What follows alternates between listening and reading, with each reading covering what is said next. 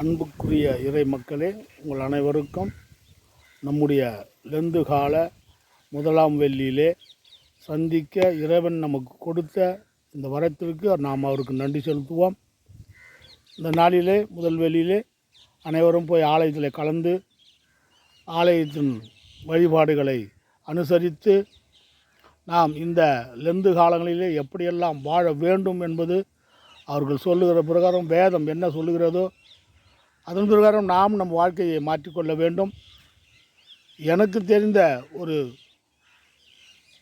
யோசனை, நாம் வாழ்வதற்காக, நம்முடைய நலத்திற்காக, நம்முடைய சுகத்திற்காக நம்மை அண்டியிருக்கிறவர்கள், நம்மை சூழ்ந்து இருக்கிறவர்கள், நம்மோடு இசைந்திருக்கிறவர்களை நாம் துக்கப்படுத்தி அவர்களை துன்பப்படுத்தி அதன் மூலியமாக நாம் சந்தோஷமாக வாழக்கூடாது.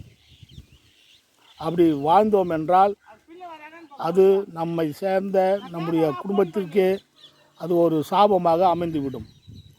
ஆகவே கிறிஸ்தவர்களாகிய நாம் ஒவ்வொருவரும் நம்மால் பிறருக்கு என்ன செய்ய முடியும், என்ன நன்மைகள் நம்மிலிருந்து வெளிப்படும் என்பதை உணர்ந்தவர்களாக ஒவ்வொரு நாளும் நீங்கள் உங்களை சிநேகித்து உங்களால் முடிந்ததை பிறருக்கு உதவி செய்து அவர்கள் வாழ்வு சிறக்க அதை கண்டு நீங்கள் சந்தோஷமாய் வாழுங்கள். பிறர் கஷ்டப்படுத்தி நாம் சந்தோஷமாக வாழ்வது கிறிஸ்தவன் அல்ல. ஆகவே இந்த கிறிஸ்துவ மார்க்கத்திற்கு நாம் வந்திருக்கிறோம் என்றால் இறைவன் கொடுத்த நமக்கு பெரும் வரம். அந்த வரத்தை நாம் பயன்படுத்தி பிறர் துன்பத்தில், பிறர் கஷ்டத்தில், பிறரை அடிமைதனம் படுத்தி அதன் பேரில் வருகிற சுகத்தையும் பலத்தையும் உன் குடும்ப நலத்திற்காகவும் அதை நீங்கள் பயன்படுத்தக்கூடாது. ஆகவே ஒவ்வொரு கிறிஸ்தவனும் என்னால் பிறருக்கு என்ன செய்ய முடியும், உங்களால் முடிந்தால் ஒருவருக்கு ஆகாரம் கொடுங்கள், உங்களால் முடிந்தால் ஒரு குடும்பத்துக்கு ஒரு நாளைக்கு என்ன செலவாகுதோ அதை கொடுத்து உதவுங்கள். இல்லை என்றால் படிக்கின்ற பிள்ளைகளுக்கு ஏதாவது உங்களால் முடிந்ததை உதவி செய்யுங்கள். அதே போல்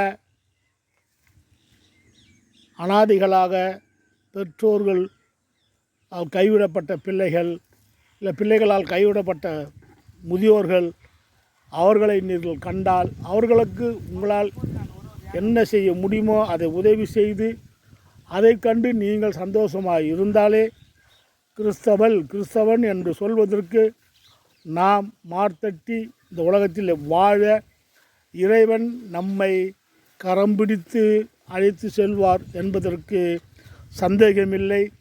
பிறரை துன்பப்படுத்தாமல் வாழுங்கள், பிறரை கஷ்டப்படுத்தாமல் வாழுங்கள், பிறர் மனம் புண்படாமல் வாழுங்கள். இதவே நீங்கள் செய்கின்ற 40 நாள்